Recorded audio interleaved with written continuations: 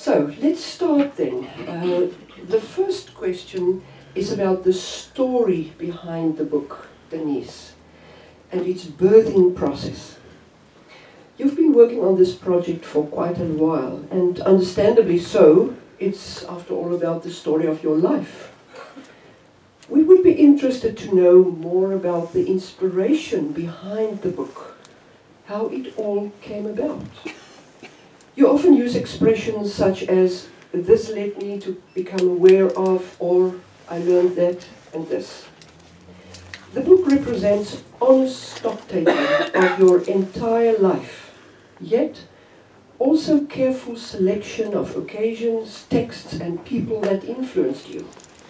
In hindsight, what did the process of writing do to you? Thank you very much, Eleanor, and thank you to everybody here. I'm overwhelmed. I never expected to see so many faces, and particularly a few of them from very long ago. My best friend at primary school is sitting in the second row here, and I haven't seen her. I can't even remember for how long. So thank you very much for coming. I could start off by being almost slightly flippant and say to you that when Laurie retired, my husband, I thought that we would get in our car and take journeys and go and look at the stars in Sutherland, or we would go up the coast and, find nice places in the Transkei or go to game parks. Instead of that, he sat down to write a book. And so for the next 6 years, he sat in front of the computer. He had 4 trips to the Max Planck Institute in Germany to produce his book. So I thought, well, that's it.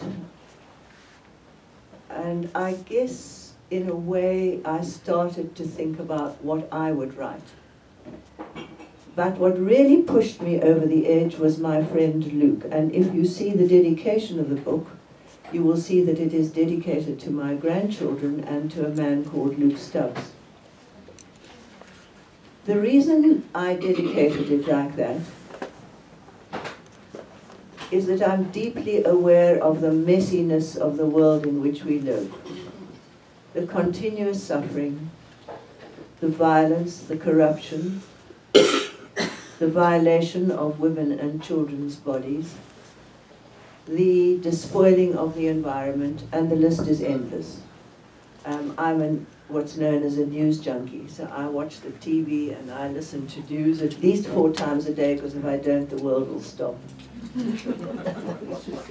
And in the face of all of this, I'm talking to Luke, and we're talking about how things are on the African continent.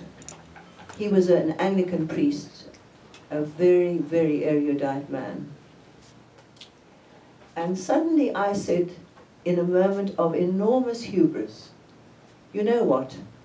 There are good things on the African continent, so why don't we write blessings, beatitudes for Africa? And the moment I said that, I felt ashamed.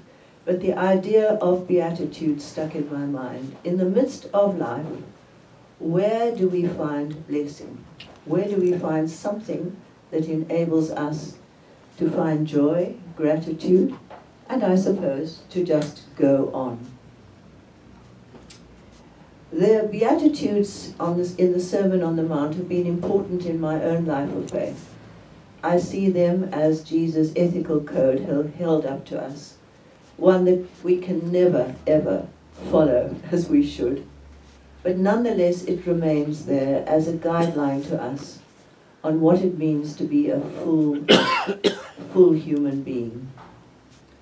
And I think they are greatly admired. And Eleanor, I've opened the book there because of my eyesight. You could just lift it up on page 43. You'll see there little pencil marks. Could you just read what Augustine said about the Beatitudes and what the next one? I've forgotten who it was. Just where the pencil mark is. Yes, it's Gandhi. Okay, Gandhi, yes. First Augustine.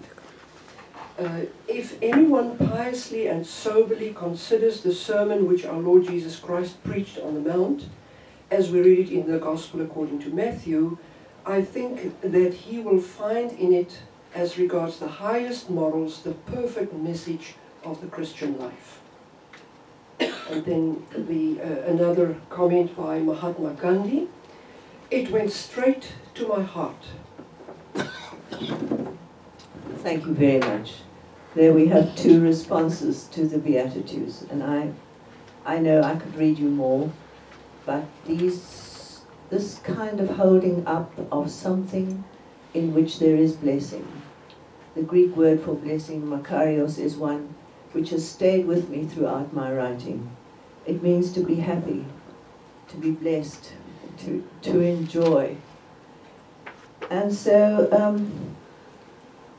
I then decided to sit down and begin to think about what in life has been worthwhile for me. That has been my question all along. What makes life worth living? Where do I find joy? Where do I find gratitude? And as I went through this process, I realized it was a process of both grace and vulnerability. I have never written anything in which I've made myself so vulnerable, because I have written personally about my own life, my own experiences. But I also, at the same time, this overwhelming sense of grace, that unmerited favor that one finds when one attempts to follow the man on the borrowed donkey. So I think that's what the writing of it has meant to me. Thank you.